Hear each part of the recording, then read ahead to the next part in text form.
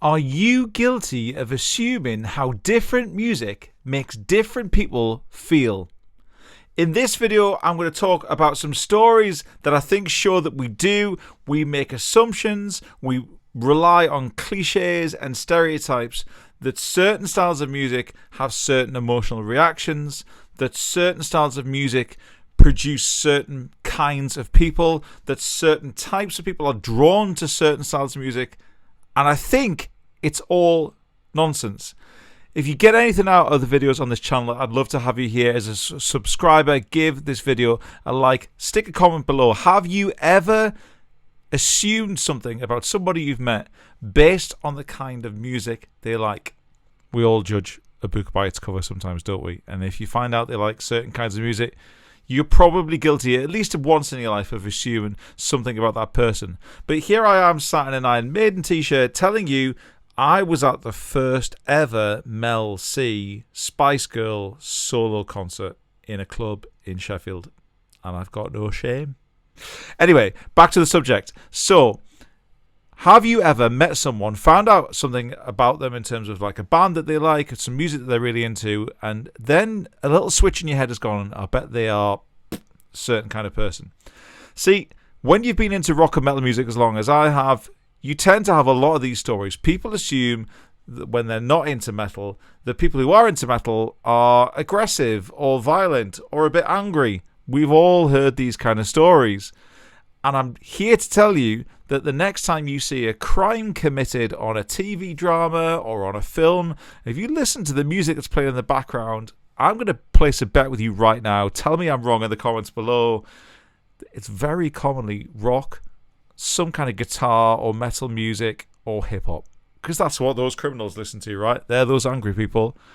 Except, strangely, if they're posh criminals. The really esoteric ones who are sat there in a suit doing really awful things. Yeah, sometimes they listen to jazz music on vinyl or classical music on vinyl because obviously on vinyl makes them even posher as a criminal. Anyway, most of the time you see any kind of gangs of youths on telly or people up to no good, it's that rock music in the background because that's what those criminals listen to. And I've got personal evidence of this happening to people. So, picture the scene. Teenage Mark had a bit more hair, 16 years old. I remember clear as day watching a documentary on television one evening with my parents. My parents knew I'd got into rock and metal music at 15, 16 years old. Probably weren't all that happy about it. A bit worried about what's going to happen to their son because all the cliches. I remember we were watching a documentary about skinhead gangs. Ironically, says here now, with a skinhead that I've had for many years. So we're watching this documentary, gangs of people doing some very awful things. But found it quite an interesting documentary. Not sure what that says about me. Anyway, we watched this documentary. It's kind of bedtime. I say I'm going to go and get ready for bed. I go upstairs. I start getting ready for bed. I put some music on in my Ghetto Blaster, which obviously shows my age. And it was on cassette, which shows my age even more. And I remember putting on the Irish rock band Therapy. It was the early, mid-90s. I'm pretty certain it was the album Nurse. Not 100% certain, but I remember playing some Therapy. And my dad passed my bedroom door on the landing of our house, puts his head around the door and says, that's the music those skinheads will be listening to. Now, my dad's an amazing guy, and he will do anything for anyone. But he made an assumption based on the connection of a cliche, of a stereotype, that angry, violent people listen to this kind of music. Now, I'm pretty certain he wasn't casting aspersions in Therapy's direction. I'm sure they're lovely guys. They've had a massive career.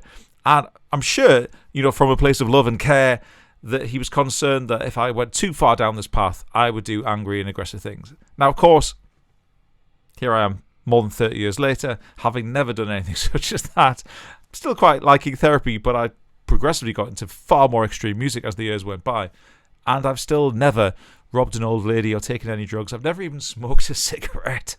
But there is this stereotypical cliched connection between angry, violent, aggressive behaviour and certain forms of music. And yet I have heard countless examples over the years where people have come up to me who have been completely unfamiliar with the culture around these styles of music and said that they've made prejudgments about what metal crowds would be like, and yet have found no trouble at all. No trouble at all. No, it's not to say, of course, there's no trouble at all, but a very positive, uplifting kind of vibe, because a lot of people who I know who are fans of underground styles of music, we're conscious that it's an underground style of music, but that's okay. We know that it's not music for everybody. We're not here to convince you that the world's problems would be solved by listening to more Iron Maiden, but the world's problems would be solved by listening to more Iron Maiden.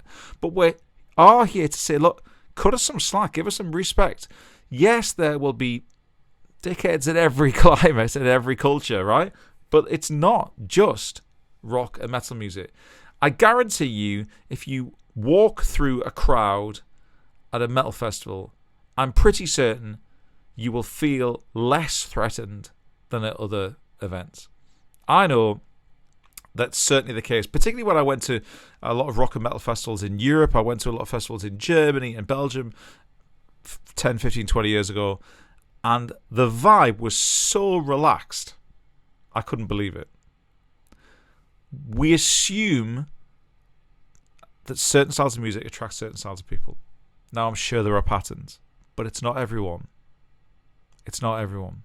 Very often, I get tagged in content on platforms like LinkedIn, Facebook, etc., where research has been published about what styles of music are relaxing, what styles of music produce certain emotional reactions, and people will tag me because they know I speak about this stuff professionally and say, what do you think about this? And there was a one last year, the International Stress Management Association published some content around how people could encourage their ability to relax by listening to relaxing music. And I hate that term like it's a genre. It doesn't mean anything. But relaxing music, you should listen to calming styles of music if you want to relax, such as, and they said literally, styles of music that are known to have calming effects, such as classical, ambient music, and jazz. They were the three examples they gave. Now, I've never been a classical fan, although I did grow up playing in orchestras and was a classical musician when I was a child. I was classically trained as a piano player and a viola player. I never found classical music relaxing, ever. Ambient music, some ambient music I do find relaxing, but I don't tend to listen to it very frequently. But jazz music makes me irritated. Like, I'm going to want to go on some kind of rampage. I just avoid jazz. It literally repels me, a lot of jazz. Now, I realise there will be patterns, and some people who are watching this, let me know in the comments. You probably say, but I love jazz, it calms me down. Great. But my point is therefore proven. This is an individual reaction. Don't assume and don't try and force people to be calmed or uplifted by certain styles of music. We accept that people like different foods, but then we try and find all of these patterns that this style of music is calming, this style of music is uplifting, this style of music is aggressive. It's just not true. It's just not true. And I will take this, I will plant my flag in this hill till I die. This is the hill that I will die on. It's just not true. I know loads of calm metalheads. I know loads of wound up people who like, let's just call it modern pop music. Now, of course, I know loads of wound up metalheads and I know loads of calm people who like modern pop music. But that is the point.